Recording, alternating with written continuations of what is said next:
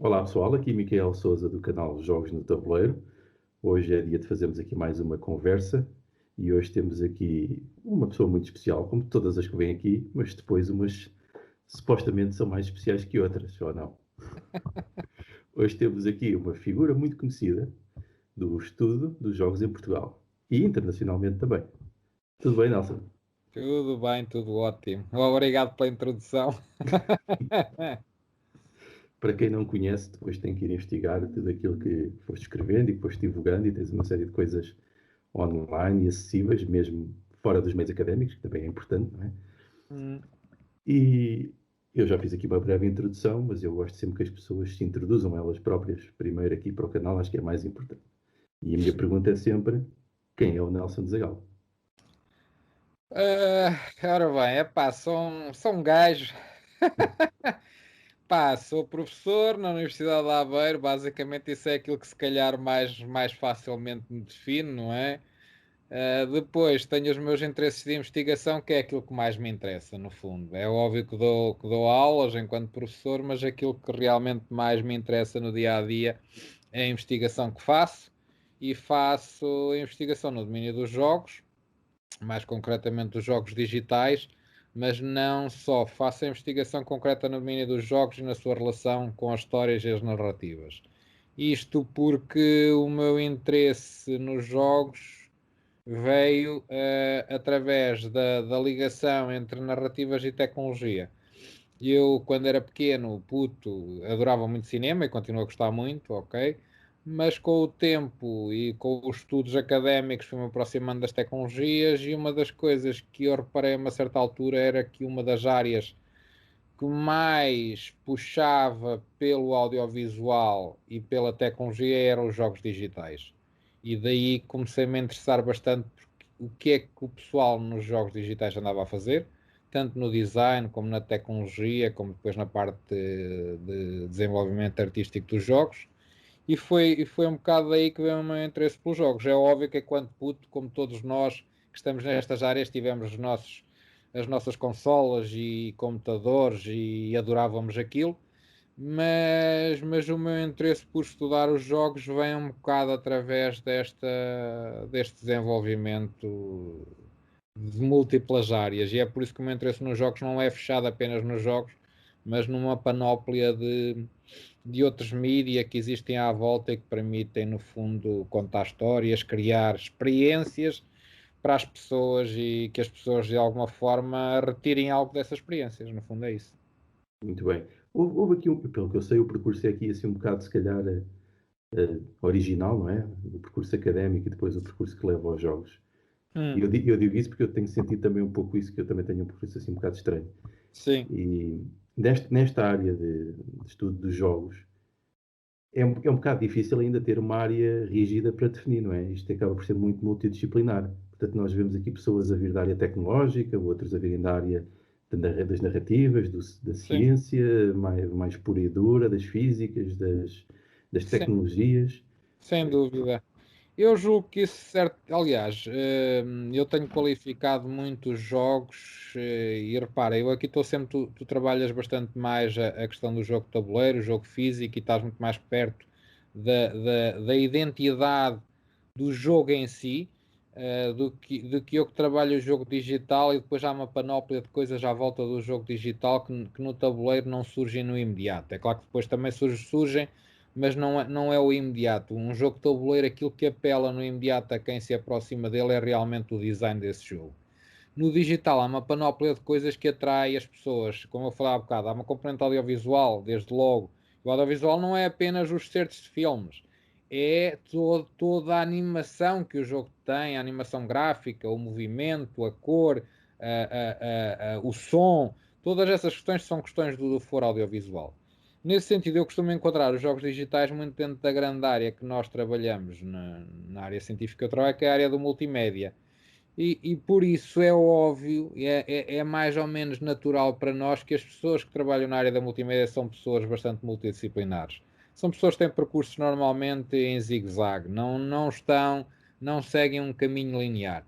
Talvez, como estavas a dizer, talvez daqui a alguns anos tenhamos mais estes percursos mais definidos e quem vier atrás de nós, se calhar, pode seguir por ali e tem um caminho definido de estudos, não é? Neste momento o que acontece é que eu, por exemplo, andei num curso de engenharias, depois andei a fazer formações em cinema, depois vim fazer uma licenciatura em tecnologias de comunicação, quer dizer, andei um bocado em zigue-zagues de um lado para o outro, e é dessa fusão de interesses múltiplos e às vezes antagónicos que vem o meu interesse pelos jogos digitais.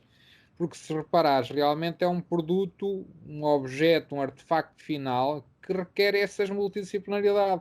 Pá, tu não consegues fazer um jogo se não tiveres um artista e um programador. E não há, em termos de conceptualização académica, não há dois perfis mais antagónicos, não é? E eles têm que trabalhar em conjunto, o que nem sempre é fácil, não tem sido fácil na indústria, pelas razões da comunicação entre eles, e por isso normalmente temos o designer no meio, e o produtor, mas também porque epá, o desenvolvimento mesmo do próprio jogo, realmente, ainda agora recentemente tenho visto algumas talks algumas conversas que vão surgindo no Twitter e aqui e ali de pessoal que trabalha na grande indústria. E realmente, quando nós olhamos para dentro, aliás, já sei porque é que me estava a lembrar disto, foi um jornalista, um crítico de jogos, que esteve, aliás, começou como crítico de jogos e depois esteve a trabalhar na indústria de jogos AAA, ou seja, os jogos topo, durante algum tempo. E depois voltou outra vez para a crítica jornalística. E ele acabou por fazer um reparo que é o seguinte: nós, enquanto críticos, estamos aqui a olhar de fora e criticamos isto e aquilo e dizemos isto não está bom, isto não foi feito de forma eficiente, não convence e tudo mais. Mas é o que ele sentiu quando passou dentro da indústria foi que quando se chega ao fim de um jogo daquela complexidade, quase que nos devíamos ajoelhar e agradecer, porque como é que é quase impressionante ter aquelas pessoas tão dispares a conseguir produzir um objeto fechado e que funciona como um todo. Pá, porque é uma complexidade muito grande e não há propriamente guiões e estruturas montadas para fazer aquilo. Aquilo surge tudo muito de conhecimento que estamos ainda continuamente a aprender todos e a montar e a estruturar. É óbvio que temos muitos anos já de construção de jogos de topo, pá, mas mesmo assim estamos continuamente a aprender. Os jogos que continuam a sair neste momento ainda são jogos que trazem uma quantidade de inovação técnica na sua produção muito grande. Epá, e depois são equipas enormes e são equipas enormes em funções que nós nem sequer conhecemos. Repara, nós já quase estávamos a falar da narrativa. O designer de narrativa é uma função que apareceu há meia dúzia de anos, e que só agora é que começa a ganhar algum peso dentro da indústria. No fundo, o que é que este design narrativa faz? O que ele faz é assegurar que a história é coesa e faz sentido do início ao fim do jogo. Porque realmente, se tu pegares em jogos de há 10 anos atrás, uma pessoa começa a jogar aquilo, a meio do jogo já não se lembra o que é que a história trata, nem percebe o que é que está ali a fazer. As coisas são todas meias esquisitas e estranhas. Porquê? Porque a complexidade de desenvolvimento daquele artefacto é tão complexa que a uma certa altura quem está à frente do projeto perde a noção da história. E quem está a jogar, como aquilo também é tudo muito desconexado, joga pelo jogo. Ok? Mas pronto, Pois, já me alonguei. falta aí, se calhar, aquilo que os jogos analógicos tinham, não é? O Game Master, que era a pessoa que Sim, controlava a narrativa, não é? Sempre durante o exato. jogo todo. Está Opa, ali. o problema é que não podemos ter um Game Master Live no jogo digital, não é? Quem sabe um dia, quem sabe? Talvez. Não, mas olha que há pessoal que tem trabalhado em ter Game Masters com inteligência artificial. E há quem fale nisso. Pá, mas não sei, não sei. A tentativa nos jogos digitais, aliás, assim como eu tenho esta influência de tecnologia e cinema, os próprios jogos digitais sentes um bocado isso quando jogas um jogo. Sentes que há ali sempre uma tentativa de imitar o irmão que é o cinema, não é? Há uma tentativa de tornar o jogo auto-explícito e não depender de uma pessoa de fora. Eu acho que, neste momento, acho que os jogos já se emanciparam completamente, mas há aqui uma luta que é a mesma luta que o cinema teve com o teatro. O cinema, quando apareceu no início, epá, não passava de uma câmara apontada para um palco e tinhas as pessoas lá em cima a representar. os jogos já se emanciparam, mas ainda continuam a tentar fazer isso. Por isso o Game Master aqui seria muito interessante e eu acho que há espaço para isso. Mas também é uma coisa interessante nos jogos, é que tu tens é muito variado o tipo de jogo que temos. Por exemplo, ao contrário do teatro e do cinema, eu se calhar até ia dizer os jogos de tabuleiro, mas aí tu serás melhor para dizer isso. Dá-me a impressão que não há uma homogeneidade suficiente para nós qualificarmos todos os jogos num espectro. Porque temos jogos tão diferentes e a funcionar de formas tão diferentes. Quer dizer, muitas vezes a gente tenta pôr um multiplayer, um massive multiplayer ao lado de um jogo normal single player e parece tudo muito parecido, mas na verdade são coisas muito diferentes. São tão diferentes que do designer à experiência não dá para aproximar os dois objetos. Eu sempre que tenho estudado jogos tenho sempre cingido ao single player porque, porque o multiplayer traz para ali uma camada social que me obrigaria a toda uma quantidade de estudos à volta do jogo que eu não tenho que fazer no single player. E que tu sabes muito bem, no jogo de tabuleiro existe desde logo a partir do momento que tens numa mesa 4 pessoas e não apenas uma. Mas agora imagina, tens 1 milhão de pessoas Não, a jogar o jogo. é isso, é isso. Aliás, é esse aspecto multiplayer que tem tornado estes jogos analógicos, os de tabuleiro atuais, relevantes novamente, na minha opinião. Se não fosse isso, dificilmente eles teriam o renascimento que tiveram. Mas agora, voltando aqui ainda aqui ao perfil pessoal, eu faço sempre questão de falar nisto, porque acho que é importante aqui, a questão do percurso como jogador. Ou seja, que tipo de jogos é que o Nelson começou a jogar, depois onde é que progrediu, onde é que se situa neste momento, porque isto há também uma evolução do gosto, digo eu, e da adaptação ao Sim, período de vida. sim. Epá, se calhar os primeiros jogos que eu me lembro de jogar em pequeno, eh, os primeiros dois jogos que marcam a minha infância eram de um cafezinho que havia na aldeia dos meus pais, onde eu vivi meia dúzia de anos, e que foi o Pac-Man e o Space Invaders, sim. Foram os dois epá, aquilo era realmente qualquer coisa do outro mundo. Aquilo era muito estranho porque para mim havia ali qualquer coisa de mágico naquela salinha. E, por exemplo, havia lá flippers e sempre houve flippers pelos vários cafés que eu fui conhecendo ao longo da vida, mas eu nunca tive essa atração pelos flippers. Os flippers era uma coisa que me interessava e eu achava interessante. Mas nunca me atraiu muito. Depois apareceu, aliás, depois deixámos de chamar flippers e passámos a chamar pinball quando aquilo passou para o virtual. Aliás, eu lembro que depois, mais tarde, quando eu andava no liceu e havia um salão de jogos ali em Coimbra, ao lado do colégio onde eu andava, e íamos para lá todos a correr nos intervalos das aulas. Aquilo era um bocado uma alucinação. Aliás, ainda antes de ter os 16 anos e quando era proibido nós entrarmos nos salões de jogos e às vezes tínhamos um colega nosso à porta, ei, vai lá a polícia, toca a fugir. E nessa altura o pinball também não me atraía nada. Aliás, eu lembro-me de estar nesse salão de jogos e nós tínhamos o Tetris, como sempre, que era um dos grandes sucessos. Tínhamos acho que o outro que era não era o Canavalt, não era era um, eu por acaso ainda há pouco tempo o apanhei aí, que era um em que nós éramos atiradores na Segunda Guerra, e tínhamos que nos esconder e atirar, atirar, atirar, mas não é o Cannonball, agora não me consigo lembrar do nome dele. Havia depois um outro também com uma nave espacial que eu também jogava bastante, que é uma espécie de side-scroller, mas em vertical e sempre com naves a aparecer. E havia se calhar aquele que eu joguei mais e que eu me tornei mais viciado nesse salão de jogos e que tínhamos muitas discussões entre nós todos, que era o Double Dragon, que eram dois karatecas, pronto, que atravessavam num side-scroller.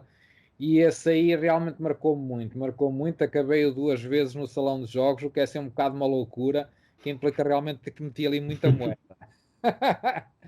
Mas, por exemplo, eu tinha colegas que eram completamente viciados no Tetris. Eu lembro nós íamos lá no intervalo e eu tinha um colega meu que era viciado e era muito bom naquilo e ele não podia pôr uma moeda no intervalo porque senão não ia à aula.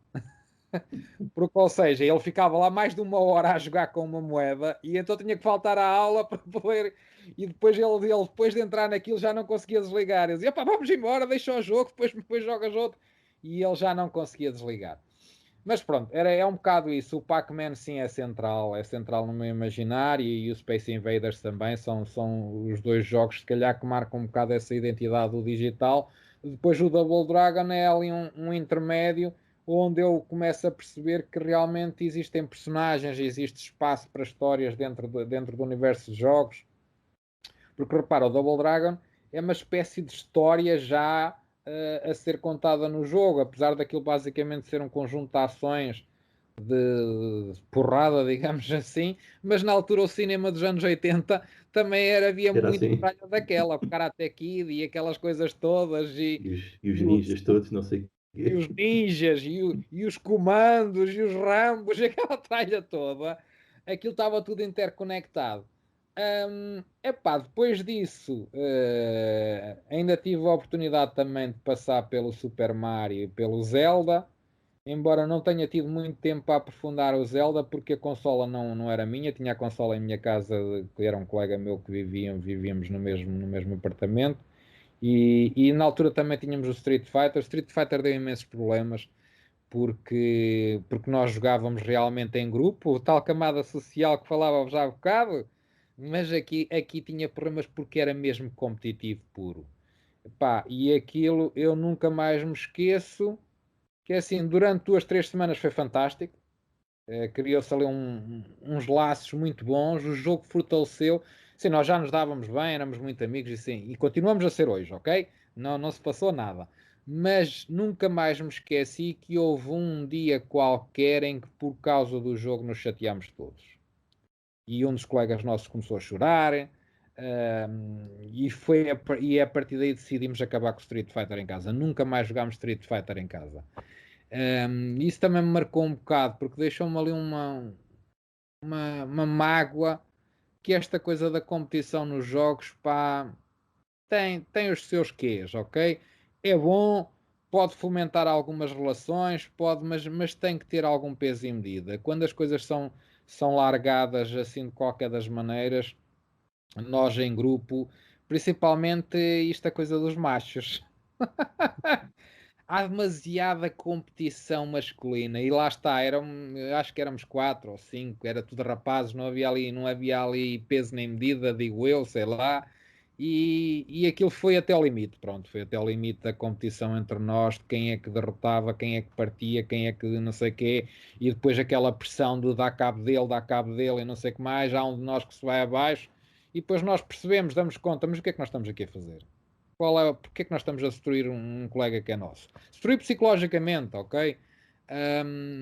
E isso acabou um bocado com esse jogo, e acho que depois disso esse jogo nunca mais foi jogado lá em casa.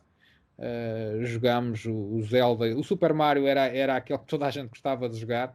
Acho que o Super Mario é uma espécie de Pac-Man, uma espécie de jogo dos primórdios, onde é muito fácil ter recompensas rápidas e imediatas, e é muito interessante. Mas se calhar tu também queres saber de jogos de tabuleiro, não é?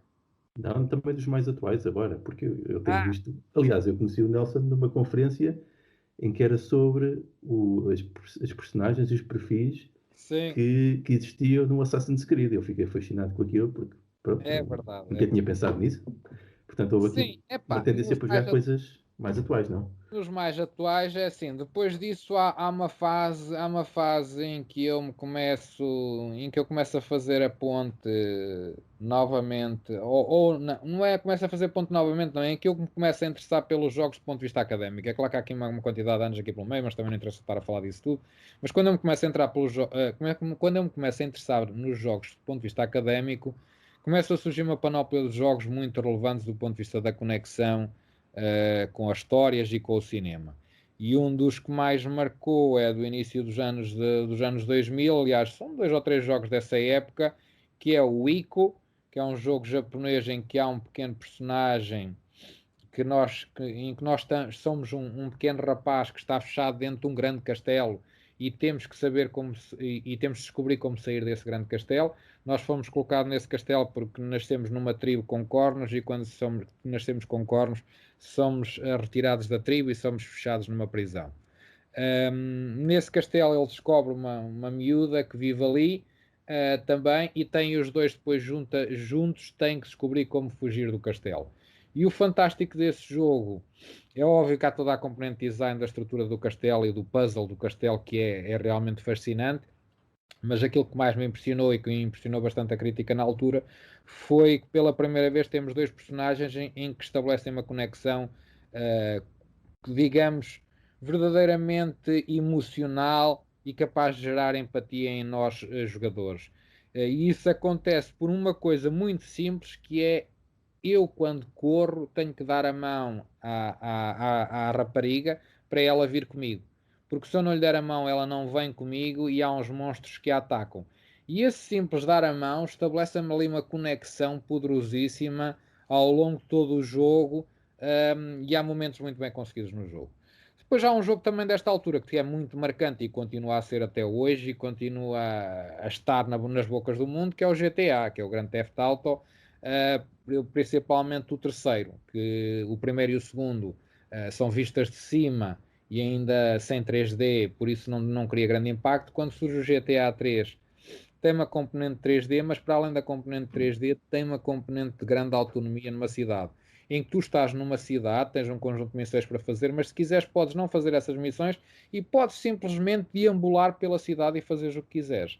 E isso cria uma espécie de liberdade e de autonomia e de recompensa por essa autonomia como nunca tinha visto em nenhum jogo. E o jogo realmente é um marco em termos de design. E não é por acaso que o jogo continua aí. Aliás, o GTA V saiu em 2013. Vê lá tu bem, continua a vender agora, o que é uma coisa completamente fora do normal. Se calhar não há mais nenhum jogo que tenha conseguido fazer isto. Provavelmente o 6 deve estar para sair, deve sair agora para as consolas novas, não sei. Mas o facto de eles terem sempre melhorado essa componente de autonomia mostra que a autonomia é um atributo poderosíssimo no design, de engajamento e de envolvimento com o jogador. O jogador gosta de poder tomar as suas decisões, não ser forçado a.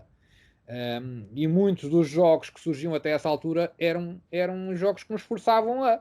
Aliás, há bocado falavas no Assassin's Creed. O Assassin's Creed começou um bocado assim. O Assassin's Creed começa como um jogo quase linear, em que tu tens um conjunto de missões e a única forma que tu tens de progredir no jogo é corresponder àquilo que te é pedido. Tens que eliminar aquele personagem, tens que abrir aquela porta, tens que apanhar aqueles elementos, tens que atravessar aquela ponte. Se não fizeres nada disso, estás sempre parado, não evoluís. O Assassin's Creed hoje já não é nada disso. O Assassin's Creed hoje também tem missões, mas eles têm procurado sempre, dentro dessas missões, dar-te enorme liberdade. Tu podes escolher, por exemplo, uma das coisas que é emblemática do Assassin's Creed são missões para eliminar determinados personagens maus, digamos assim, e tu tens múltiplas formas de eliminar esse personagem. Podes fazê-lo quase de forma direta e imediata, se calhar em 30 segundos, se descobrires como, não é? Não é fácil. Ou podes estar uma hora ou mais a descobrir o puzzle espacial e contextual para conseguir chegar ao personagem e conseguir realmente terminar aquele nível. Por isso, o jogo é muito compensador, é muito gratificante, no sentido em que tu percebes em que não há ninguém a forçar-te ou a dar-te a mão a dizer vem por aqui. Não.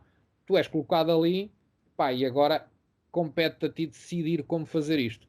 E isto acho que se calhar é central nos jogos. Eu acho que no passado, principalmente nos jogos digitais, nós falhámos redondamente isto. E eu acho que isto também teve a ver com a colagem ao cinema.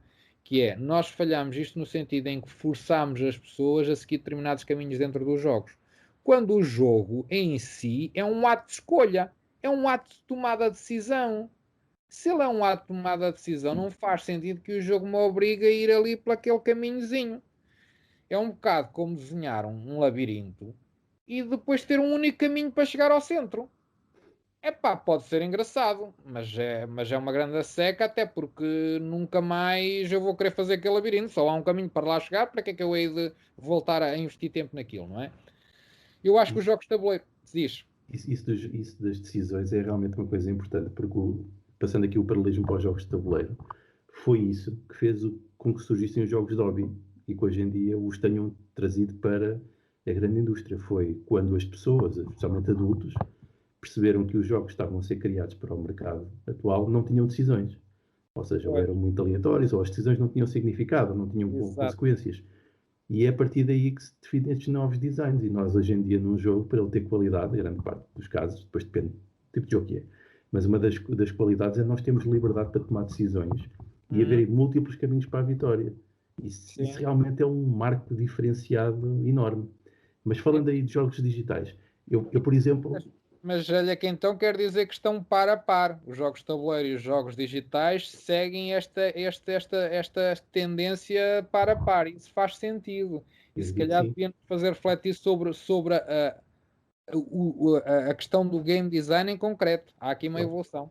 É decisão, acima de tudo é centrar nos jogadores e não numa coisa que está pré-definida.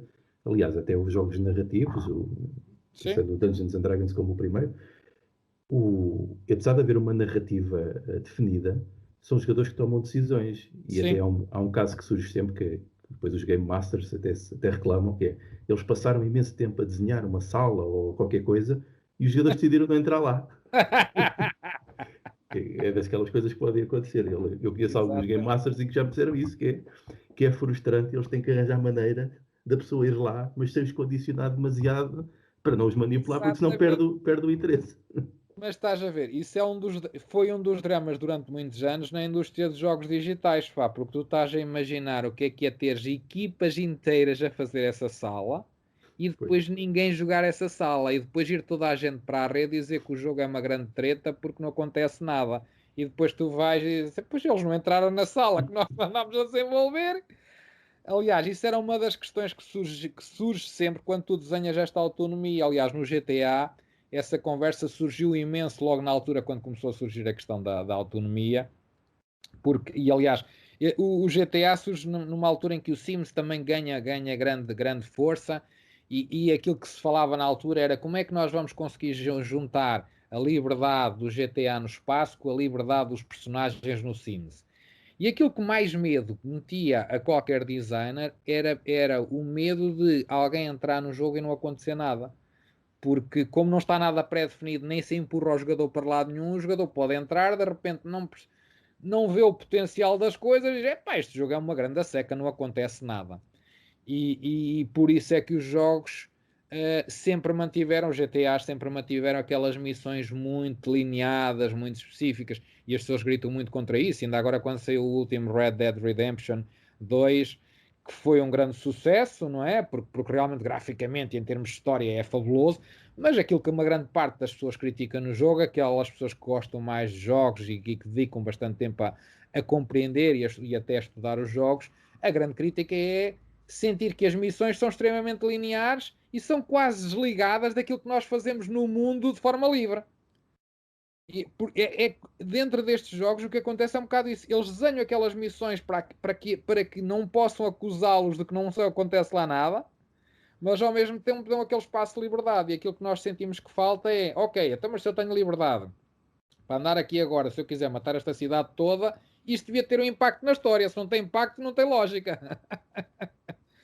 aliás, Mas eu pronto. consigo ver esse paralelismo. Isto acontece em alguns jogos analógicos, que é quando há uma crítica que o jogo, do ponto de vista do sistema e das mecânicas, está muito bem definido, mas o tema foi colado. Isto podia ser uma coisa qualquer, podia estar aqui a cavar batatas como estar a atacar aquele castelo. É a mesma coisa.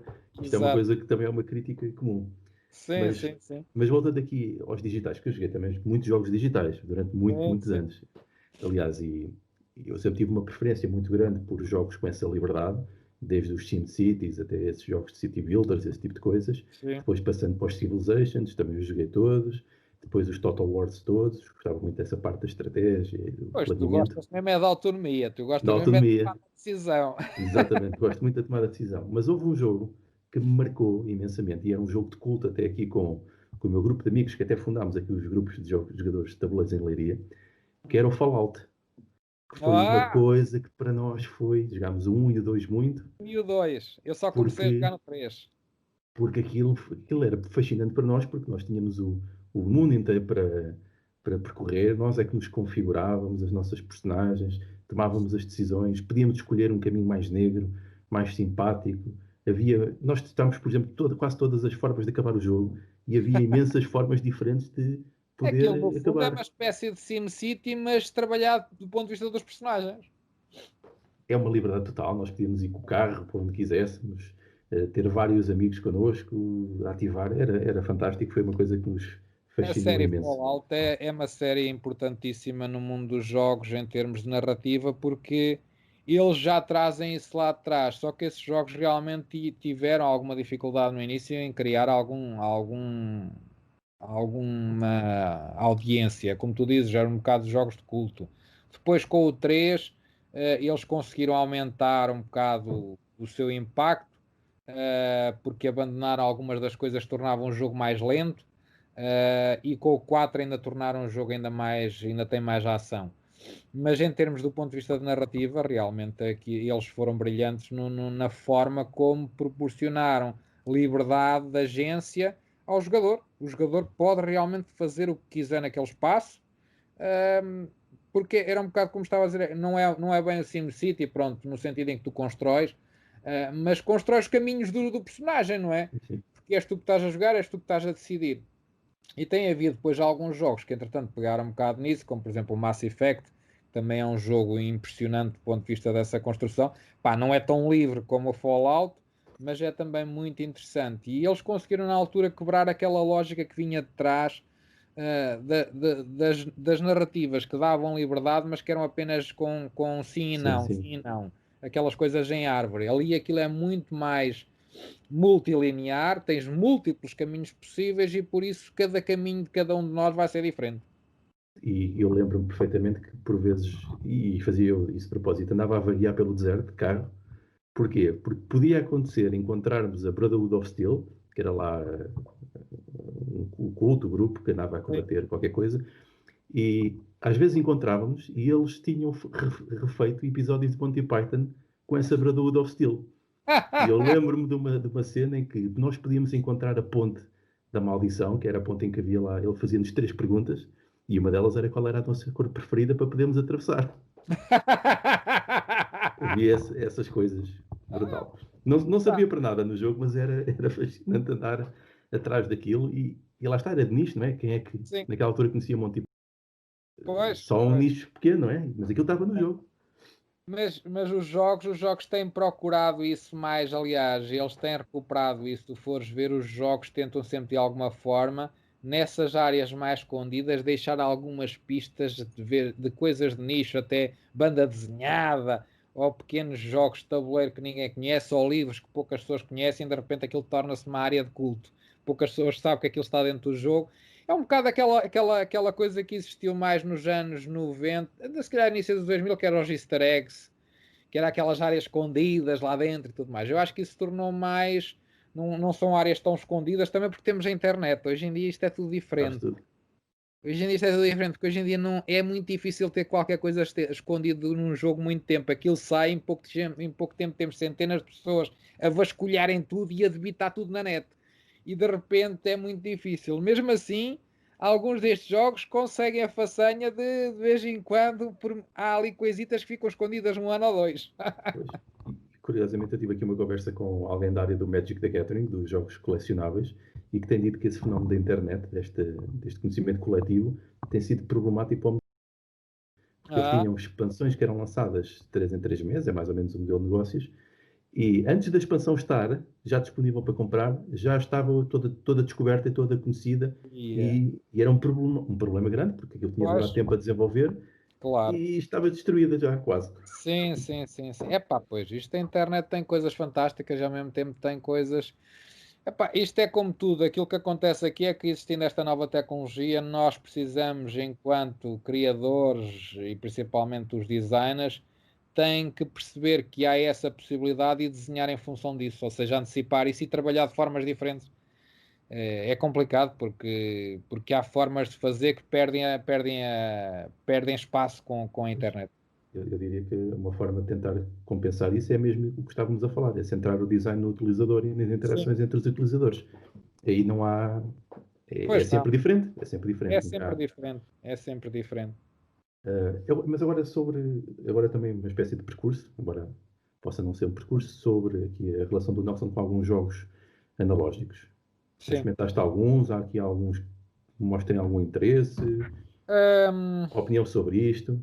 O que é que está a acontecer? Sim, é óbvio que eu quando era puto jogava os jogos analógicos, toda a gente jogou, não é? E eu nunca não tive ninguém que me mostrasse outro tipo de jogos e também porque sabemos que esses jogos mais fora da lógica mainstream começaram a aparecer mais tarde.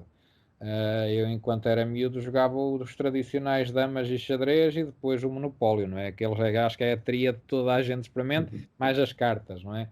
As cartas também estiveram mais ou menos presentes. Durante muitos anos não gostei de cartas.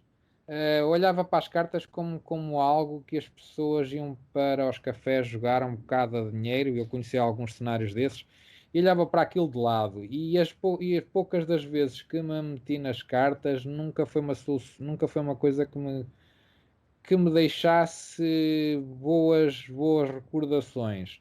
Umas vezes por situações parecidas com aquela que falei há bocado de Street Fighter, por dar problemas de competição, em que as pessoas se passavam e entravam em stress e gerava mal-estar ou gerava mesmo o fim de algumas amizades.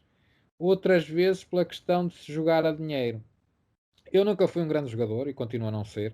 Aliás, isso reflete um bocado também nas minhas opções de vida. É que eu sou demasiado cauteloso, ou seja, eu não sou capaz de arriscar. E jogar póquer com uma pessoa como eu é muito fácil de adivinhar que jogo é que eu tenho na mão. Se eu vou a jogo é porque tenho bom jogo, se eu não vou a jogo é porque não tenho. E por isso, isto não é uma maneira de jogar póquer. E por isso também não jogo na bolsa, porque também não arrisco, lá está. Isto é daquelas coisas que eu acho que nos definem em termos de personalidade, ou tu tens aquela faíscazinha ou não tens. Depois, em termos do monopólio, o monopólio passou várias fases, eu joguei isso com vários tipos de pessoas, fases muito boas, muito interessantes, que realmente se fortaleceram muitas amizades, outras fases que era mero passatempo, hum, e pronto. Depois foram surgindo outros jogos pelo meio, os Scrabbles e os Pictionaries e os Cluedos o Trivial Pursuit também houve uma fase que passou aí grande Trivial Pursuit.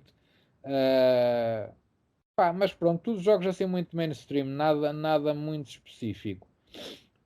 Agora mais recentemente comprei cá para casa para os miúdos, então finalmente o Catan e agora está-me a esquecer o nome do outro que tem as cartinhas que contamos histórias com personagens. Dixit?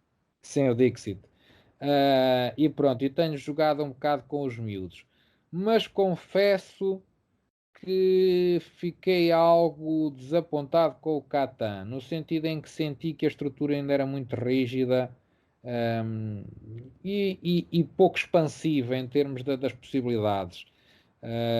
Pelo menos face àquilo que eram as reviews que eu na altura li, que toda a gente jogava e com tantos adeptos, não sei o que mais, de repente fiquei assim um bocadinho desiludido.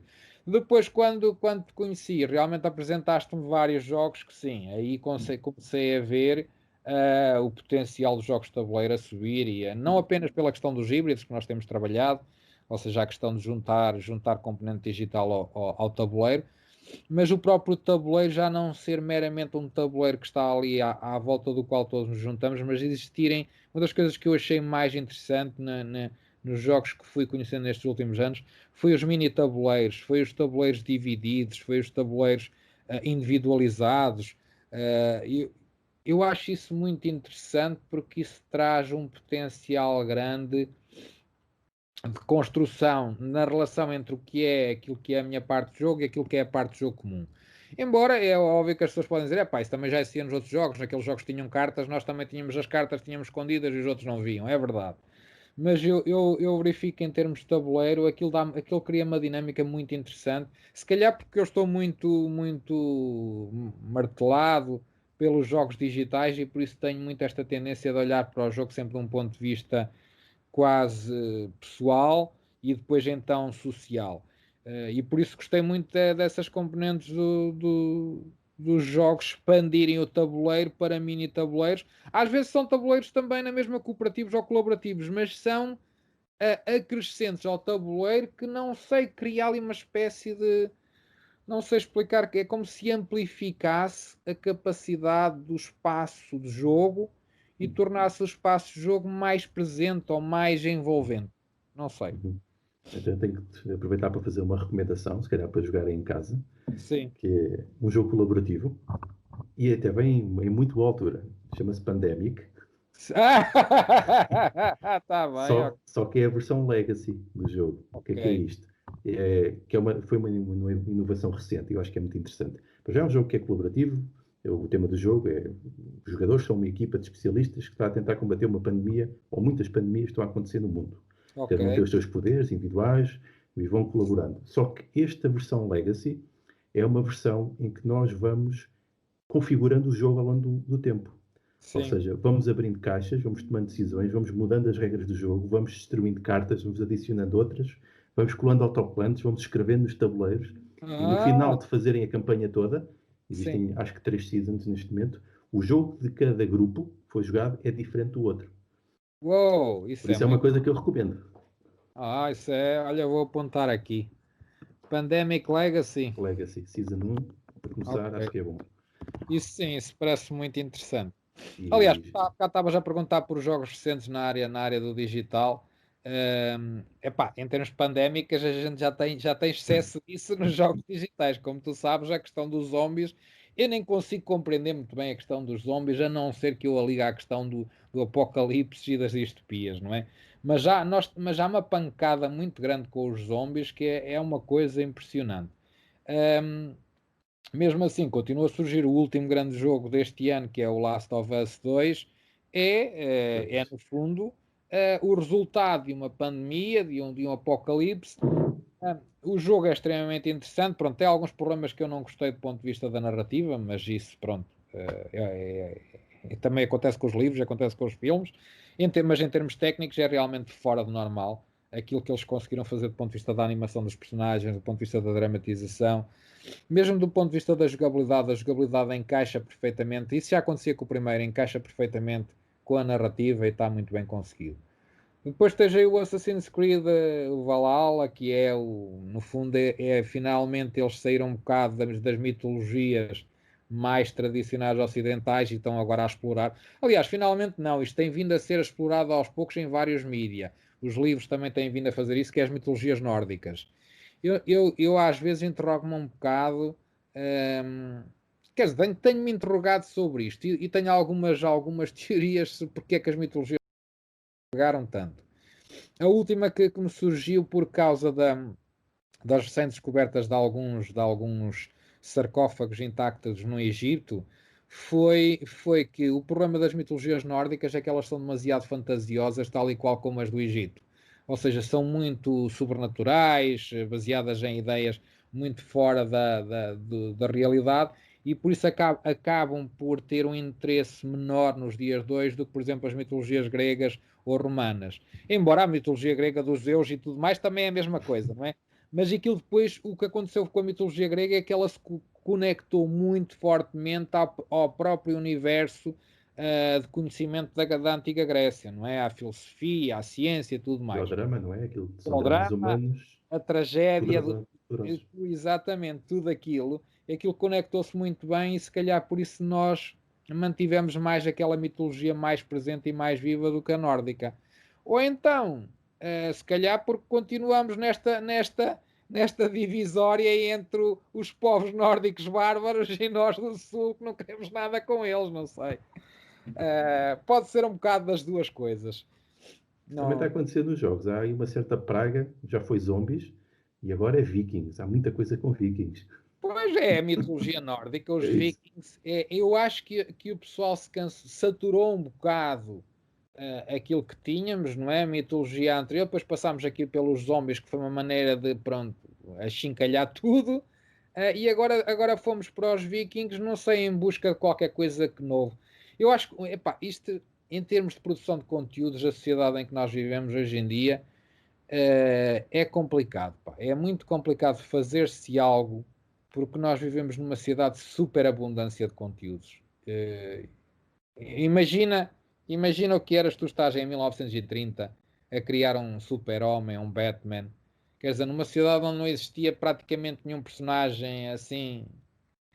Pá, e hoje em dia não. Hoje em dia tu podes criar quantos super-homens tu quiseres, quer dizer, existem centenas, existem milhares, existe uma quantidade, uma produção de conteúdos tão grande, tão grande, tão grande, que conseguires encontrar algo que vai, quebrar a caixa na qual nós habitamos é muito difícil, porque a caixa é muito diversa já. Aliás, como há bocado falávamos na própria produção de jogos, mesmo em termos de game design, repara, um dos dramas do game designer é realmente como é que tu inovas no game design, porque é assim, no cinema tu tens de ter uma boa história, e no teatro, mas no jogo não, no jogo a história pode ser boa, mas aquilo que é essencial é o design do jogo, aquilo que é essencial é se tu tens mecânicas novas. Se tu não tens uma mecânica nova, epá, vão dizer aquilo que tu estavas a dizer há bocado. Epá, isto é a mecânica dali daquele, chaparam-lhe aqui uma história em cima e já está. Não é? Exatamente. Epá, e é muito problemático esta coisa de inventar mecânicas novas assim, isto não sai a papo seco, isto é muito complicado produzir uma mecânica nova que realmente funcione. Porque depois tem os problemas toda a criatividade e toda a originalidade, é que aquilo não pode ser completamente fora da cortada, porque senão as pessoas não compreendem, mas Exatamente. também não pode ser demasiado colado àquilo que existe. E pronto, estás ali num limbo ali intermédio. eh, Epá, pronto, sei lá, agora lembrei-me, mesmo a questão que com a música pop, só que a música pop, quer se queira, quer não, pá, aquilo são 3 minutos, não é? Não estou a menosprezar quem faz música pop, ok, ou outro tipo de música, mas quer dizer, uma coisa é criar ali um conjunto de acordes ali pelo meio que realmente introduz uma novidade na melodia e as pessoas estão a ouvir quase a mesma música do ano anterior, mas como tem uma pequena inovação, pronto. No game design isso não é assim tão simples, não basta pôr lá uns ingredientes a mais ou a menos, ou mudar uma pequena jogada, porque as pessoas rapidamente detectam, oh, epá, isto é a mecânica dali daquele jogo, só que o gajo adicionou-lhe isto. Oh, olha a grande treta. E isto é muito dramático. Por outro lado, é para lá está, somos tantas pessoas no planeta, com experiências tão diversas, que há sempre alguém que surge com uma ideia que nós ficamos, uau, wow, Por que é que ninguém este pensa nisto? gajo, este gajo partiu tudo. E, aliás, eu até tenho uma teoria sobre isso. Tenho, não sou só eu, é uma tendência, né? Que até esta questão desta proximidade por tentar jogar estes jogos analógicos é um bocado esta tentação de desligar disso tudo que é esmagador por vezes e nós conseguimos ter ali um momento de separação, não é? Destas Sim, coisas todas. é, Outro jogo que eu acho que é muito curioso hoje em dia, que está a ter um sucesso muito grande, que é o Among Us, e eu já vi sim. um artigo que referia que aquilo tinha sucesso porque era um jogo de tabuleiro passado para o digital. Ou seja, que foi buscar as partes interessantes desta interação e É, passou para o digital. mas olha que opa, eu por acaso o Among Us aqui em casa, o miúdo tem jogado bastante, ainda não peguei no jogo, ainda não me atraiu o suficiente para ir lá. Já ouvi jogar, já vi pessoal a discutir aquilo, ouvi pessoal a dizer o que tu estavas a dizer, epá, não, aquilo surpreendeu-me e tal, mas não sei porque, pá, eu estes jogos da moda fico sempre a ser um bocado de pé atrás, de onde é que isto caiu de onde? E depois fico naquela, ok, mas agora que me estás a picar, sou mesmo obrigado a ir Quer ver? experimentar aquilo para ver o que é que se passa ali porque a uma certa altura cá em casa jogava, o miúdo andava sempre a jogar Fortnite e depois a uma certa altura de repente apanhei-o a jogar o Among Us e nem sabia o que é que aquilo era.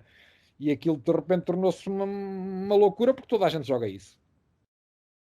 Mas pronto, aquilo é um jogo de tabuleiro de bluff e dedução. Existem Ah, é? imensos. É exatamente igual. É replicado. É Não, replicado. porque aquilo que eu noto, aliás, repara, eles passaram do Fortnite para ali, porquê? Porque aquilo tem uma componente social fortíssima. Exatamente. Exatamente. Por isso é que aquilo atraiu muita gente. Não foi isso que eu reparei quando eu olhei para o jogo. Eu passei pelo jogo já os olhos pelo jogo várias vezes. E obviamente aquilo do ponto de vista de game design do jogo em si, do ponto de vista só single player, não tem assim nada que Sim, tu sim. vejas à partida muito relevante. Aquilo realmente só jogando com os teus amigos, com as pessoas que conheces, é que de repente aquilo ganha aquela aura É que é fora do interesse. normal. Aliás, eu estive numas sessões de testes na Lusófona, lá com o pessoal do curso de videojogos, Sim, e eu levei alguns jogos assim de dedução e de estratégia, bluff, e sim. os alunos todos disseram: isto é tipo o Among Us. E eu, se calhar é ao contrário. Pois é, mas é ao contrário.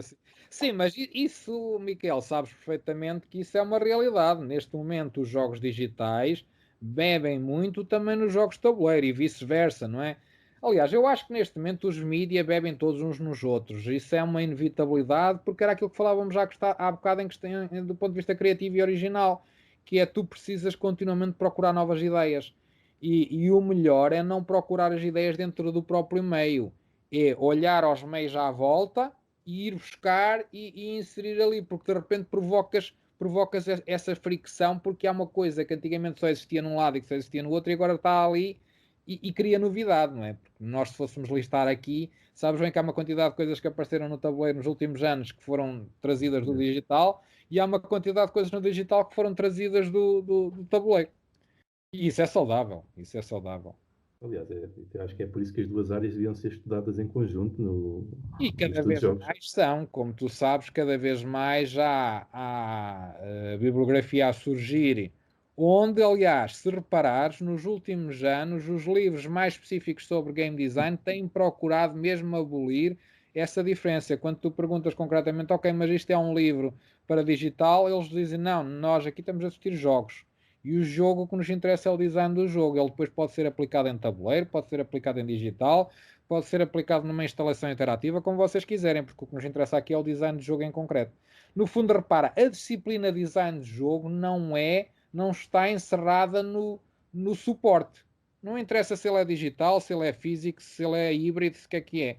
Porque o design de jogo tem que ser sempre feito e vai ser feito da mesma forma para qualquer um desses meios. Depois o que acontece é que tu tens formas de potenciar esse design de formas diferentes. Pronto, é óbvio que se estás no digital tens animação, tens som, se tu estás no tabuleiro tens já a partida 4 pessoas à volta de uma mesa, quer dizer, tens uma quantidade de variáveis que tu sabes com as quais podes jogar e podes ampliar determinadas questões do design. Mas o design intrínseco daquilo que nós chamamos game design é, é uma disciplina única, não se diferencia. Estou totalmente de acordo, cada vez mais. Sim, sim, sim. Agora voltamos aqui mais aos perfis e às Sim. pessoas. Eu acho que é uma das questões mais importantes. Eu já fui a algumas conferências onde algumas pessoas tentaram responder a isto. Só Sim. isto, que era porquê que jogamos? Sim, sim, sim, sim. É pá, pois, porque é que jogamos? Jogamos, para mim, a questão essencial do jogo surge na forma como ele surgiu na nossa história, que é uma forma de passar o tempo, querendo ou não, e eu não estou a dizer isto como menosprezo, nem absolutamente, porque passar o tempo não é uma atividade menor no ser humano, passar o tempo é essencial para o ser humano. Um, e o jogo surge como uma forma de complementar esses tempos em que nós não temos outra coisa para fazer e de repente damos por nós mentalmente a deambular sem perceber o que fazer connosco mesmo. E o jogo é uma forma de segurar a nossa consciência, de nos manter fixos em algo que nos envolve e que nos dá gozo, se quisermos. Pode ser a tal palavra que os anglo-saxónicos gostam muito e que eu não gosto nada, que é o tal fun, que é achar que o jogo tem que ser sempre fun. Eu não acho que os jogos tenham que ser sempre fun. Eu acho que os jogos têm que ser sempre envolventes, têm que ser sempre engajantes. Ou seja, eu quando começo a jogar um jogo, eu tenho que ficar interessado naquilo que estou a fazer. Independentemente da motivação final. Eu não vou jogar um jogo para aprender esse jogo, eu não vou jogar um jogo porque vou me tornar melhor condutor de aviões, eu não vou jogar um jogo porque vou aprender A, B, C ou D. Eu vou jogar um jogo porque neste momento tenho aqui um espaço em que me quero envolver com qualquer coisa fora do trabalho, fora do stress que tenho, fora da realidade em que estou inserido e quero sair, mas repare, isso é a mesma coisa quando eu pego num livro literário. Eh, uma novela tem exatamente o mesmo propósito. É óbvio que nós depois podemos defender, pá, eu estou a ler uma história sobre um conjunto de personagens e apreendo um conjunto de comportamentos. É verdade. Mas aquilo que me puxa a ler o livro não é eu vou aprender como é que é ser-se pai de 5 filhos, não é? Isso pode ser engraçado, pode ser interessante, mas eu nem sequer espero ter 5 filhos, por isso não quero aprender isso em concreto. Jogar um jogo é a mesma coisa. Aquilo que faz jogar o jogo é realmente envolver-me com uma tarefa que é gratificante. É gratificante. Eu sinto-me bem a fazer aquilo dá-me recompensa e por isso eu continuo. E isto acontece se formos ver com qualquer tipo de entretenimento, qualquer tipo de mídia. Depois tu podes pegar neste tipo de entretenimento e qualificá-los como mais sérios, mais produtivos, menos produtivos, blá blá blá. Mas a lógica é sempre a mesma.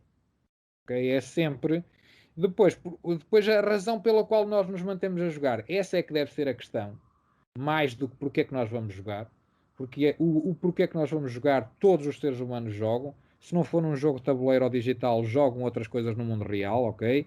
Um, a forma que aquilo que nos mantém a jogar é que para mim é o mais interessante, que é como é que nós, enquanto designers do jogo, desenhamos as atividades e mantemos as pessoas interessadas em continuar. Porque como há ali um investimento de tempo, nem sempre a pessoa está disponível para estar a investir tempo. A pessoa só vai continuar a jogar se realmente aquilo lhe der alguma recompensa. E mais uma vez digo, a recompensa não tem que ser divertimento e alegria. A recompensa tem que ser envolvimento, engajamento. Eu estou envolvido de tal forma com isto que eu quero compreender melhor como é que isto funciona, ou quero compreender melhor o que é que ele tem para dizer, ou quero saber como é que isto é feito. Há aqui uma quantidade de possibilidades, mas o que interessa é que eu estou envolvido com o jogo e as ações interessam-me e agarram-me. Isso acontece também com o cinema, quando tu vais ao cinema e a meio do cinema começas a dormir. Ou seja, os eventos não te agarram e tu simplesmente desligas a ficha. E nos jogos é a mesma coisa. Disseste aqui uma coisa interessante, é que todas as pessoas jogam, Sim. mas depois há pessoas que dizem que não gostam de jogar, Sim, sim, que é uma coisa curiosa, acho eu. Eu costumo dizer que é porque não encontraram um jogo para o perfil deles. sim, sim. Mas eu acho que a questão aí tem mais a ver com a aura que os jogos ganharam na sociedade do que propriamente as pessoas não gostarem de jogar. Os jogos na nossa sociedade vivem muito de um imaginário parecido com aquele que tivemos com a banda desenhada nos anos 30 do século passado, em que é visto como um passatempo para crianças. Visto erradamente, ok? Porque na verdade é como eu dizia há bocado, tu jogas jogos todos os dias. As pessoas esquecem-se que quando compram qualquer coisa estão a jogar um jogo com dinheiro. Eu dou-te 5, tu dás-me 3. E eu compro isto, levo isto para casa e por isso fico com isto lá em casa. Eu vou para as aulas, faço os trabalhos, tenho 18 ou tenho 13. Estou a jogar um jogo. Eu estou continuamente a jogar a vida, ok? Aquilo que nós fazemos no design de jogo é ir buscar estas mecânicas da forma como nós cognitivamente encaramos a realidade e como nós lidamos com a realidade e inseri-las num jogo, num ambiente fechado, que tem a vantagem, que é aquela vantagem que já vem do início dos estudos dos jogos, que é o tal círculo mágico, que é um círculo no qual eu posso fazer muitas experimentações sem acontecer nada de mal. Eu posso jogar póquer dentro de um jogo ah, que não é a dinheiro e por isso estou a experimentar. Agora, se eu for jogar póquer a dinheiro, já não estou num círculo mágico, porque aí de repente eu posso dar cabo da saúde financeira da minha família, não é? Aqui é a mesma coisa. Eu continuo a achar que aquilo que atrai muitas pessoas nos jogos é realmente essa facilidade de poder testar, experimentar, simular situações nas quais não há uma consequência direta disso. Aliás, repara, há bocado quando eu te falava que quando eu era mais miúdo e tivemos aquelas situações com o Street Fighter e outros jogos que tiveram implicações na nossa amizade, na amizade do grupo. Nós aí não gostámos, nós aí fechámos, acabámos com o jogo. Porquê? Porque o jogo saiu fora do círculo mágico. O jogo saltou para fora disso. E a partir do momento que saltou, nós não quisemos mais nada com o jogo. Uh, eu considero que os jogos e o cinema e todo este conjunto de obras de entretenimento e artísticas têm como função envolver-nos, fazer-nos pensar e testar e experimentar realidades dispares, mas sempre dentro de um ambiente seguro. E é isso que os diferencia de tudo o resto. Não é trabalho, não é uma experiência real, não é uma relação a sério com ninguém. É um espaço privilegiado para nós podermos dar liberdade total à nossa cérebro, ao nosso cérebro. Repara, porque o nosso cérebro tem uma quantidade enorme de coisas continuamente a acontecer ali dentro, não é? E nós, dentro da realidade que vivemos no dia a dia, estamos fechados por aquilo que falávamos há bocado, pela linearidade. Eu tenho que ir para o trabalho todos os dias às 9 horas, tenho que fazer o que o patrão manda, tenho que fazer o que a minha mulher me manda, fazer o que os meus filhos mandam, entre aspas, não é? Mas estamos condicionados. O jogo dá-me essa liberdade. O jogo dá-me essa liberdade de poder hum, fazer aquilo que eu decido, porque eu sei que não tenho consequências nefastas ou problemáticas na minha vida real. É um círculo Uhum. mágico puro. essa questão do círculo mágico também acho que é muito interessante, especialmente quando podemos fazer a análise mais antropológica da coisa, não é? Quando o Zinga faz aquela relação entre os jogos e o ritual, não é? Que são tão importantes para estruturar as nossas sociedades. Sim, claro. E até que há uma certa noção de, por exemplo, o Senet, que é aquele jogo egípcio antigo, e o jogo Real Sim, Duro, que eles tinham utilidades, para além de serem entretenimentos, não é? Especialmente para as elites, sim, tinham utilidades como, por exemplo, o Senet, como um jogo moral, eh, e o jogo Real Duro como um jogo de adivinhação, que é tão típico sim, do Médio Oriente. Portanto, sim, havia sim. também esta parte ritualística e de utilidade já nesses jogos, não é? Sim, sim. Epá, eu acho, mas ó, Miquel, eu acho que isso tem que ver com esta necessidade que nós temos de atribuir significado àquilo que fazemos. Nós jogamos os jogos de uma forma intuitiva, de uma forma sensorial, nós sentimos apetência por fazer aquilo. Nó- Depois nós racionalizamos porque é que fazemos. E na verdade tem essas conotações que estás a dar ao Senet fazem sentido. Na verdade, o que nós estamos a fazer nestes jogos, por exemplo, um jogo de tabuleiro em que estamos a uma mesa com quatro pessoas, temos esse círculo mágico aumentado porque de repente eu posso testar a minha relação com aquelas pessoas. Posso ver até onde é que vai realmente a minha amizade e a minha proximidade e a nossa intimidade num ambiente seguro e testar a moralidade entre nós e testar uma quantidade de coisas. Mas do ponto de vista inicial, nós, do ponto de vista cognitivo, somos muito atraídos por isso, porque é dessa forma que nós vivemos a realidade. Nós temos necessidade de perceber a realidade, dar significado às coisas. Nós estamos continuamente a encontrar padrões. Nós olhamos para as nuvens e vemos padrões, ok? E porquê? Porque estamos a tentar perceber o que é que aquele desenho significa. E o jogo atrai-nos por isso, porque nós queremos dar significado continuamente, ok? E então o jogo trabalha muito bem isso subrepticiamente, depois consegue inserir uma quantidade de conceitos ali pelo meio. Mas repara, isto também acontece com as histórias. Tu vais atrás de uma história porque a história também está a fazer isso. A história vai-te dando umas pistas e umas coisas, fica assim, epá, mas porquê é que este gajo fez isto? E queres saber. No jogo é um bocado a mesma coisa. Ok, se eu ganhar isto, será que eu depois consigo derrotá-lo? Deixa-me cá ver. E se eu fizer bluff? O que é que vai acontecer? Ok? Nós estamos sempre em modo interrogatório e as pessoas não se dão conta do quanto isto é natural no ser humano.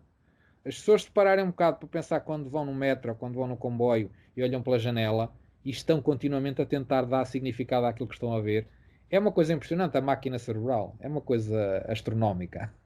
Aliás, eu acho que é o melhor componente de um jogo, é o cérebro humano. Sem dúvida, sem dúvida. Às vezes não vem na caixa, mas pronto. Tá boa. Mas quando vem na caixa é o melhor componente que nós podemos usar. É verdade, Eh, é verdade. Houve aqui outra coisa também que citaste que eu acho que é muito interessante. Porquê? Esta coisa dos jogos como forma de arte. Eu sempre que tenho aqui conversas com designers e designers já com estatuto, eu Sim. pergunto-lhes sempre isto. O jogo para ti é uma forma de arte? E acho que só um é que me disse que sim. Todos os outros disseram: não, eu não sou artista, eu não faço arte. Eu não... Sim, claro. Pá, mas houve. A pessoa que desenha as regras difere em quê da pessoa que com um martelo em cisel esculpe uma pedra? Como é que ele se diferencia? Não se diferencia. São artesãos da sua arte, ok? Um programador de informática pode ser um artista se realmente olhar para aquilo enquanto isso, enquanto tal, não é? É óbvio que se uma pessoa está simplesmente a tentar resolver um problema, é pá, pronto, resolve o problema e anda para a frente.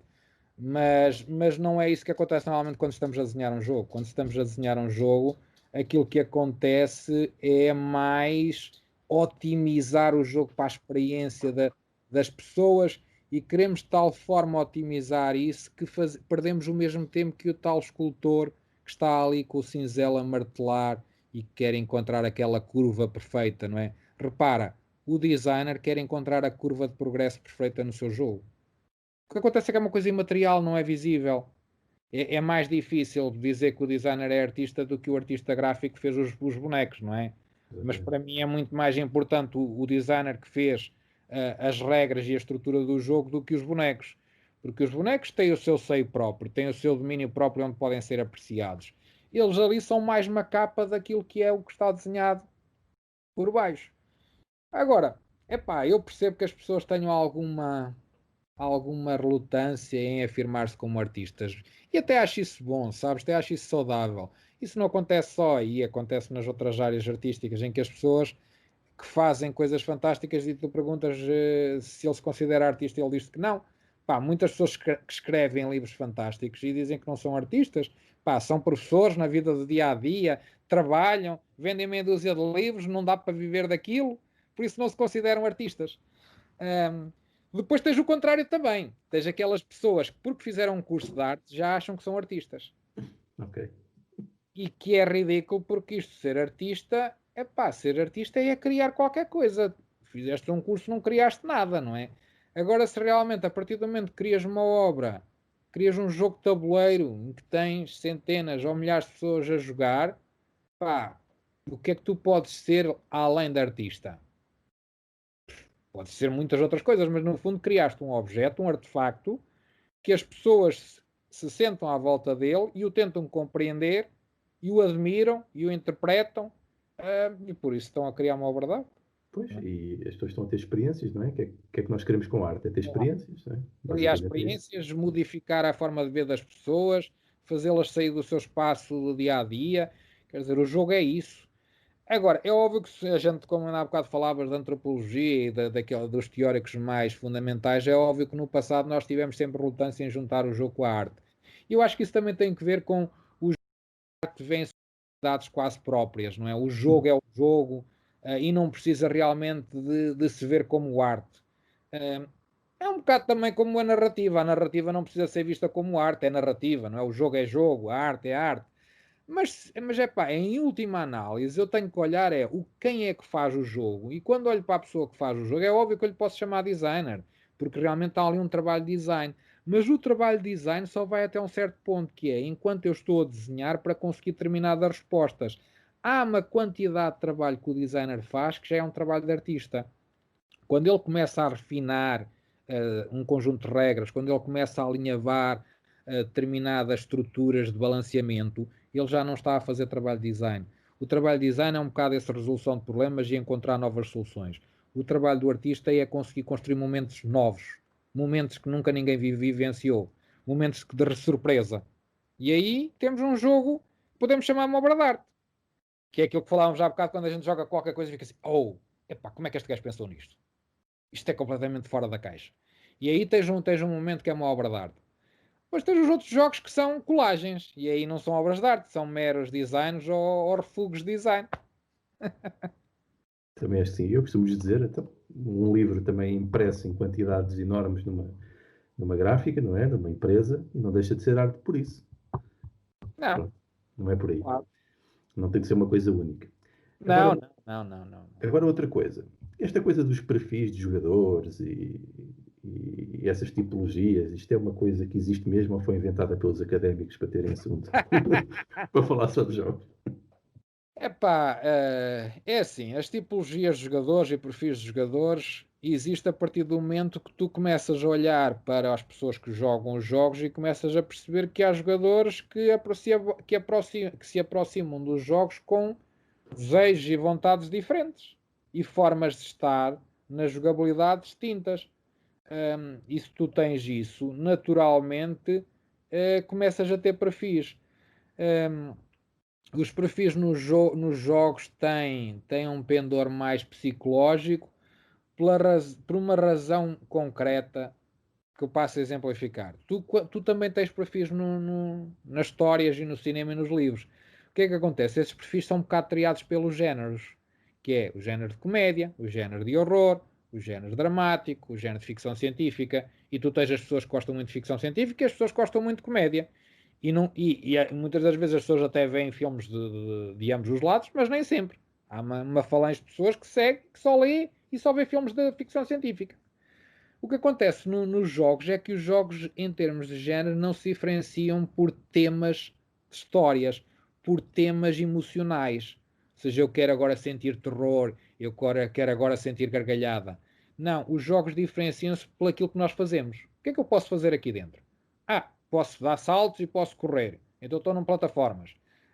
Posso construir cidades. Então estou numa simulação. posso jogar lutas, então estou num jogo de lutas ou num jogo de corridas de carros.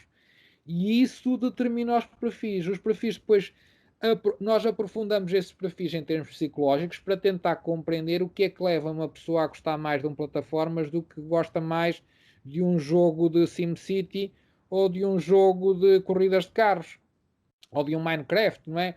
E de repente começamos a ver que realmente as pessoas são muito diferentes. Realmente uma pessoa que joga Minecraft durante horas é bastante distinta de uma pessoa que joga um jogo de corridas de carros durante horas ou que jogam Tetris durante horas.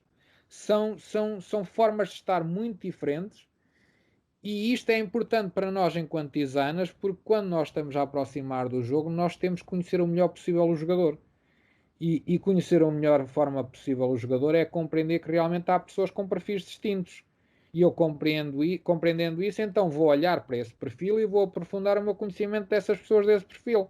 Se eu estou a fazer um jogo do tipo Tetris, não vale a pena eu estar a perder tempo com pessoas que gostam muito de histórias. Porque essas pessoas vão sempre pedir coisas no Tetris que eu não lhes posso dar. Porque o Tetris não está desenhado para isso. Não é um jogo para dar histórias. É um jogo para apresentar desafios e problemas em que a pessoa está ali a tentar resolver em tempo real. E é isso que aquele jogador gosta. Mas aquele jogador é obviamente diferente em termos de gostos, em termos de desejo, em termos de motivações humanas, daquele que está a jogar o Last of Us e está preocupado é se a Ellie vai morrer ou não. Ok? Tem a ver com isso. Eu tenho notado coisas muito curiosas à medida que vou jogando, com algumas pessoas e vendo. E um dos casos mais curiosos, já falei aqui várias vezes, é da minha esposa. Então, Sim. há muitos casos, né, que vou vendo, mas em casa sinto isso, que é ela tem muito interesse pessoal pelas narrativas, pelas histórias pessoais, pelas emoções, pelas interações com as pessoas, até fruto do trabalho dela, que ela é psicóloga e é terapeuta. Sim, sim. Ou seja, tudo isto é normal. No entanto, nos jogos, eu jogo jogos de tabuleiro com ela Uhum, não quer nada disso. Nada, nada, nada. Ela só uhum. quer o jogo estratégico de planeamento económico. E isso intriga-me, de facto. Sim, mas eu também já refleti um bocado sobre isso. E isso para mim tem que ver com uma coisa que está a um nível mais abaixo da leitura inicial que a gente faz dos perfis. Uma pessoa que gosta muito de compreender as pessoas não quer dizer obrigatoriamente que gosta muito de relacionamento humano. Pode ser uma pessoa que gosta muito de compreender as estratégias humanas e que olha para elas enquanto sistemas e não enquanto relações humanas no seu sentido do que é que impacta o quê, do que é que empatiza o quê. É olhar para as relações humanas, para a matriz das relações humanas, como um sistema do SimCity, quase. Em que tu vês que se mexeres um bocado ali naquela pessoa, ela pode desencadear um conjunto de ações nas outras pessoas. E isso, se calhar, numa psicóloga até faz sentido, não é? Porque o que é que um psicólogo faz? É exatamente isso. É conseguir ativar ou desativar determinados comportamentos em alguém para que a pessoa possa dar o salto e melhorar a sua condição de vida, a sua qualidade de vida, não é? Por isso, aliás, eu acho que já falei uma vez contigo sobre isso, ou com alguém. Repare, isto não estou a dizer que a tua mulher é nada disto, ok? Nem ninguém que é psicólogo, mas um perfil que nós conhecemos que é do mainstream, que é o perfil do psicopata, é alguém que conhece muito bem como é que os seres humanos se relacionam uns com os outros, compreende na perfeição e consegue camuflar-se a si próprio como uma pessoa interessante para as outras ao ponto de as enganar e trazê-las para dentro do seu ninho, ok? Mas esta pessoa, o que é que ela falha depois? É que ela depois não tem a componente seguinte, que é ela compreende as estruturas, mas não se liga a essas estruturas. Para ela, as estruturas são um sistema mecânico e quer compreender como é que funcionam. Para ela, resolve o problema, pronto. Agora, a pessoa não representa nada para ela. Ok? Mais uma vez, alerta. Não estou a dizer que as pessoas que fazem isto não querem saber das pessoas, estou a dizer é que dão mais primazia à compreensão sistémica e menos primazia à compreensão individual de cada uma das pessoas. E se calhar, refletindo sobre isso, nunca tinha refletido isso do ponto de vista de uma profissão em concreto, mas refletindo sobre isso, se calhar um psicólogo tem que ser capaz de fazer isso. Mais do que preocupar-se com o indivíduo concreto, tem que ser capaz de compreender o sistema em que esse indivíduo está envolvido, quais são os seus problemas e como pode atuar neles para os alterar e os transformar. Ok, depois tenho que lhe mostrar isto para perguntar se ela me deixa pôr isso online. Pois, exato, é melhor, é melhor. Mas ela o tipo de terapia que ela faz é terapia sistémica, que é curioso. Faz sentido, faz sentido. Ok, acho que fizemos aqui se calhar um momento de epifania. Mas é melhor depois cortar isto. Outra coisa, os jogos têm todos ter história. Não, não, de todo. Aliás, há bocado falámos do Tetris. O Tetris não tem Exatamente. história, nem tem que ter. E é claro que eu posso criar a minha história de quando estou a jogar. E há alguma discussão sobre isso nos meios académicos. Eu acho essa discussão estéril e muitos académicos já acham isso estéril, mas pronto, de vez em quando volta-se a isso. Eu, quando estou a jogar Tetris, obviamente vou construir a minha história daquela experiência. Mas isso não faz do jogo quando eu, enquanto criador de um Tetris, não estou preocupado no desenho, não estou a inserir qualquer elemento de personagens, qualquer elemento de contextualização de espaço, nem eventos. O que eu estou é a desenhar um conjunto de regras abstratas que permitam desencadear estímulos que a pessoa se vai sentir na necessidade de resolver. Estímulos, desafios. Ok? Por isso não tem que ter toda a história, nem de perto. E qualquer história dá um bom jogo. Epá, não sei, não faço ideia, não te sei responder a isso, nunca pensei nisso desse ponto de vista. Acho que não. Aliás, agora pensando um bocado naquilo que eu costumo usar em termos de discussão multimodal ou transmídia, acho que não, porque as histórias passam muitas fases e uma delas uma coisa é uma história escrita que te permite contar as coisas como elas se passam dentro da cabeça de um ser humano, porque eu não tenho que plasmar isso visualmente de forma nenhuma. Outra coisa é quando eu passo para o cinema, onde já tenho mais dificuldade em dar conta do que está dentro do cérebro humano. E se passar para um jogo, ainda mais dificuldade vou ter com transformar aquilo em ações e desafios. Por isso, não obrigatoriamente uma história não tem que dar obrigatoriamente um bom jogo. Não me parece. Então, e aquelas discussões estéreis são um exemplo, é aquela discussão entre narratologia e ludologia. Isso não faz sentido. Ah pá, não, e na altura, quando isso surgiu com muita discussão, existem livros sobre isso e muitos artigos que quem entrar na área vai encontrar de certeza e obrigatoriamente tem de passar por lá, mas aquilo que vai encontrar é que todas as pessoas que andaram nessa discussão, se lhes perguntarem hoje, eles dizem, pá, isso é um discurso ultrapassado, não vale a pena entrar por aí. Eu acho que toda a gente aprendeu que os jogos têm estes dois universos. Tem um universo puro de ludologia, puro de sistemas de resolução de problemas, de desafios, e um universo puro onde isso pode ter história e onde eu estou a resolver problemas de uma história.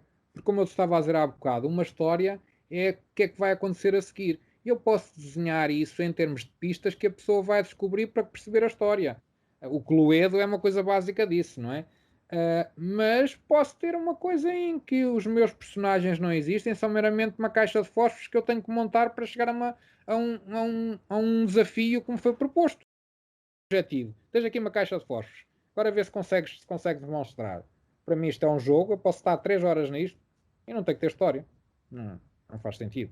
Mas estou na mesma engajado, estou envolvido totalmente, entro em flow, perco a noção da realidade num e no outro. São duas coisas diferentes. Não vale a pena estar a tentar forçar. Ou seja, a percepção que eu tenho é que neste momento nós precisamos é de encontrar algum tipo de metodologias para conseguir conjugar estas duas coisas Sim. que andaram separadas e também acho que não faz É. sentido separar. Não, é pá, é assim, tem-se trabalhado muito isso, anda-se a trabalhar nisso há muitos anos, já se encontraram boas pontes e há cada vez mais pessoas a encontrar pontes interessantes nessa fusão história-jogo.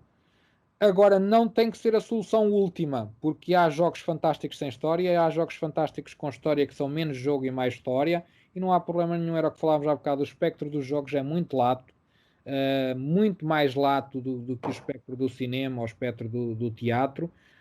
Um, Isto, epá, se calhar é mais lato, porque se calhar estamos a começar e o mainstream ainda não obrigou a determinadas coisas. Repara, o cinema não tinha que contar histórias.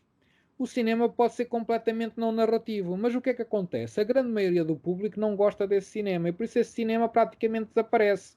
Praticamente há uns experimentos por artistas aqui e ali. Nos jogos, não sabemos se no futuro isto vier a ganhar cada vez mais dimensões maiores e de maior custo de produção e tudo mais. É natural que determinado tipo de jogos tomem a dianteira e se afirmem como os jogos de eleição.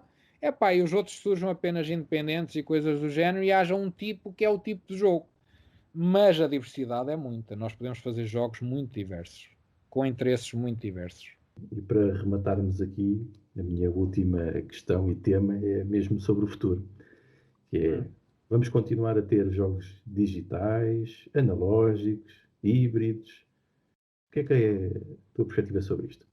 Epá, a minha perspectiva é assim, não tenho dúvida nenhuma que vamos continuar a ter jogos nos múltiplos suportes que temos e que ainda viremos a desenvolver. Realidades aumentadas, realidades virtuais, hologramas, seja o que for, eu acho que nós vamos continuar a ter jogos sempre, porque o jogo faz parte da condição humana. Querendo ou não, faz parte da condição humana no sentido em que eu preciso de momentos em que eu posso dar a rédea total àquilo que me vai dentro da cabeça sem sofrer consequências. Estar num ambiente seguro, estar num ambiente protegido.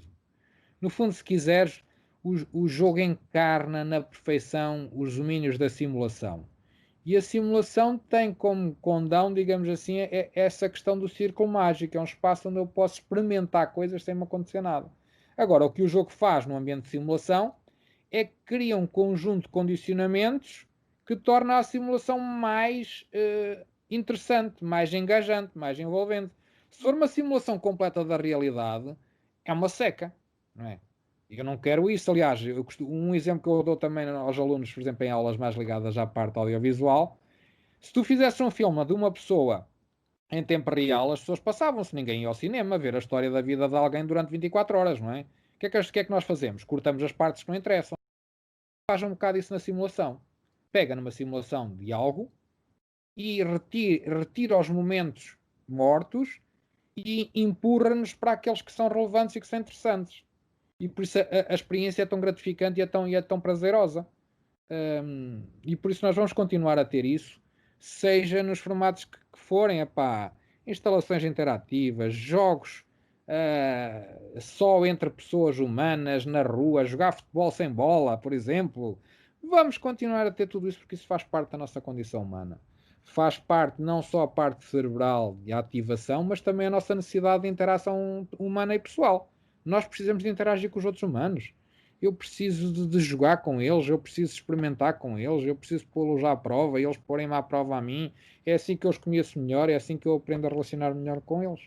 Pá, Uhum. Sobre esta parte dos jogos analógicos, isto, eu estou convicto que eles vão continuar a existir, sim, até como um fenómeno da pós-digitalização, aquela necessidade de desligar sim, um pouco deste, do ecrã. deste ecrã, não é? E destas coisas todas. Sim, sem dúvida, Mas, sim. mas como é que as pessoas que lidam mais com os jogos digitais, como é o caso do Nelson, veem isto? É surpreendente, estranho? Sim, em parte surpreendente, porque quando os jogos digitais começaram a surgir em força, a ideia que nós tínhamos era que os jogos de tabuleiro deixariam completamente de existir. Repara, se tu quiseres, podes pôr isto um bocado ao mesmo nível de a música, quando se digitalizou e desapareceu o vinil e desapareceu o CD-ROM, o cinema, quando desapareceu o DVD, o livro, isso já não aconteceu. Com o livro apareceu o digital e as pessoas começaram a comprar. E eu hoje em dia tenho biblioteca mais ou menos do mesmo tamanho em digital que tenho em papel, mas continuo a comprar papel e a comprar digital. E nos jogos, eu acho que os jogos de tabuleiro conseguiram crescer, conseguiram afirmar-se e vão continuar a coexistir com os jogos digitais porque faz absoluto sentido. Porque, mais ainda que o livro, eles respondem a necessidades de interação humana e presencial no espaço. E por isso eu não vejo nenhuma razão para os jogos de tabuleiro deixarem de aparecer. Eles podem realmente serem invadidos com pequenas componentes digitais, não é? Os telemóveis cada vez estarem mais presentes dentro dos tabuleiros e tudo mais. Mas isso não invalida aquilo que o jogo de tabuleiro é hoje e aquilo que ele vai continuar a ser. Eu acho que isso faz parte daquilo que nós somos e o tabuleiro vai continuar a existir. Não tenho dúvida nenhuma sobre isso. Pois, eu também acho que sim. Quero acreditar nisso. Não é uma questão de querer acreditar, é uma questão porque eu acho que o tabuleiro, os jogos de tabuleiro fazem parte, repara, nós tivemos em tempos aquelas mesinhas de xadrez nos parques e vamos continuar a ter, e se calhar no futuro vamos ter ainda mais, porque aquilo faz sentido. Faz sentido quando a pessoa vai para um parque público, não se sente num banco a olhar para uma árvore sozinho. Faz sentido que comunique uns com os outros. E os jogos fazem isso, os jogos potenciam isso. São benéficos nesse sentido. Aliás, esse crescimento tem acontecido especificamente nestes jogos analógicos de tabuleiro, porque, para já por causa da internet. Isto é curioso pensar nisto como um fenómeno pós-digitalização, mas o seu crescimento está associado à internet porquê? Porque criou a rede de Claro. jogadores e a rede de acesso ao conhecimento. E Sim. foi isso que permitiu, que agora não acontece, porque estamos em pandemia, não é? Estamos todos com estas restrições, mas por todo o mundo, não há cidade que tenha pelo menos uma dimensão média, pequena média, que não tenha um grupo de jogadores destes, onde as pessoas se encontram para interagir e jogar. E nós vemos board game cafés por todo lado a abrir, claro que agora estão condicionados, mas a abrir por todo lado, convenções, encontros. E, por exemplo, o nosso caso aqui em Leiria é muito curioso, porque nós começámos com 4 pessoas, chegámos no nosso tempo áureo, antes da pandemia, a ter 50, 60 por encontro. Mas porquê? Porque aquilo era um encontro que todas as pessoas sabiam que aquela hora, naquele momento, as pessoas podiam aparecer para interagir. E aí é que está a riqueza daquilo. Até te digo mais, até vou mais longe em termos de futuro. É assim, cada vez mais aquilo que se nota é que coisas como espetáculos digitais e cinema e essas coisas estão a perder um bocado a força que tinham. Por isso eu não sei até que ponto é que esta questão dos jogos de tabuleiro e atividades parecidas não vão ser o futuro em termos de relações humanas nas cidades, de pontos de encontro, porque realmente nós no passado saímos para ir ao cinema. Isso hoje perdeu um bocado a lógica. Faz sentido, e ainda para mais porque íamos para ali, fechávamos durante 2 horas e depois vinhamos para fora para a mesa de café falar. Se nós pudermos ir para um espaço onde já estamos imersos nessa conversação com os outros, mais benéfico será. Se eu não vejo, eu vejo realmente esse crescendo como estando a ocupar um território que foi desaparecendo. As pessoas foram-se fechando muito em casa, foram-se fechando nos seus pequenos aparelhos individuais, mas as pessoas continuam a sentir a necessidade do outro e a internet só como ligação não chega. Nós estamos a verificar isso com a pandemia, não chega. Nós precisamos do contacto humano. Sim, sem dúvida. Aliás, nestas conferências todas que têm acontecido online, porque o que se diz sempre, que pena, nós não podemos estar juntos. É verdade. Apesar de às vezes as conferências serem sobre a internet, o uso da internet e do digital. Eu acho a internet é muito boa, eu tem acho coisas isso incrível. fantásticas, mas o contacto humano vai muito para além de um canal audiovisual. O canal audiovisual só tem visão e som. Falta tudo o resto. Exatamente. Ok, quero agradecer. Já tivemos aqui uma longa conversa. Já. Que até me vai obrigar a uma autorização especial. Vê lá o que é que fazes por aí, corta isso. Agradeço também o convite, acho que foi um prazer esta conversa e depois fico à espera para ver então o que é que surgiu. Sim, eu ponho online e vamos ver as interações também com as outras pessoas, que normalmente as pessoas gostam de comentar isto e tal, e acaba por ser uma coisa interativa. Pronto, então vá, muito obrigado. Prazer então, vá, um abraço. Deus, abraço.